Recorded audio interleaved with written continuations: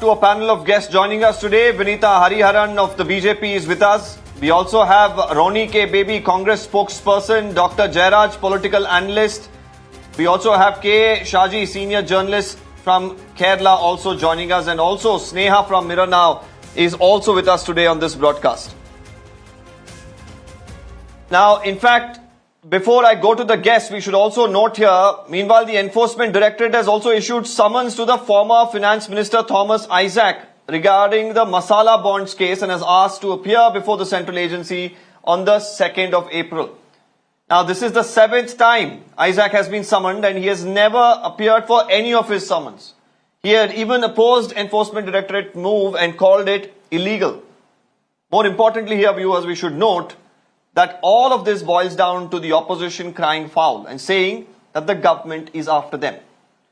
Now, I'll first take this across to my colleague Sneha. Sneha, firstly, as far as Chief Minister and his daughter is concerned, the Enforcement Directorate's radar on them now. This was initially, of course, taken up by the SFIO. How do you really view this? Firstly, if you could put this into perspective for our viewers. Talk about the case firstly, so that the viewers understand how the Enforcement Directorate really gets involved in this.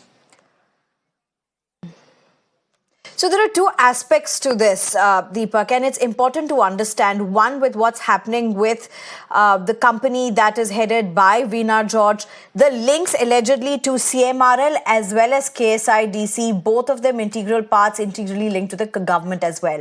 So that's the linkages of how the possibly moved. What were the linkages that ED is really looking at? Where was this money raised from? Why was it? And how did the transfer happen? Was it within the laws? Now, the second aspect of what you also mentioned is the summon which has been repeatedly sent to Thomas Isaac, something that he's not gone and deposed before the probe agency. That is regarding the Masala bonds for the KIFBI. Again, a government wig. Masala bond, as most of our viewers would know, is all about raising rupee-denominated bonds by Indian entities outside India. So now, what are these two aspects? While they may sound very technical, the politics of it is what it comes down to. Remember, in Kerala, it's the left as well as the Congress, which are the primary rivals politically, at least. It's not the BJP at this point.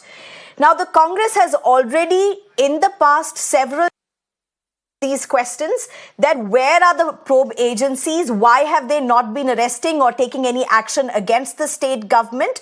There were so many cases that were brought.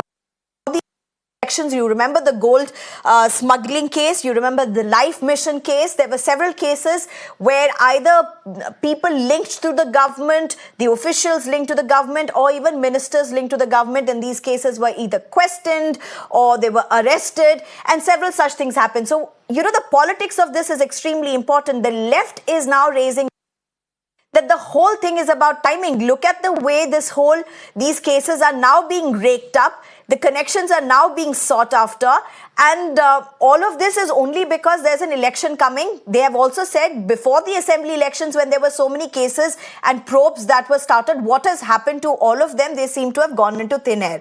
That's, of course, the left saying. Now, the Congress has been saying the BJP and the left are playing cards together. Where is all the air that was out there?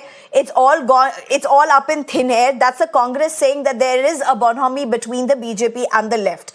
Now, that being the second aspect of it. The third aspect being the BJP is saying this is a regular procedure that is happening.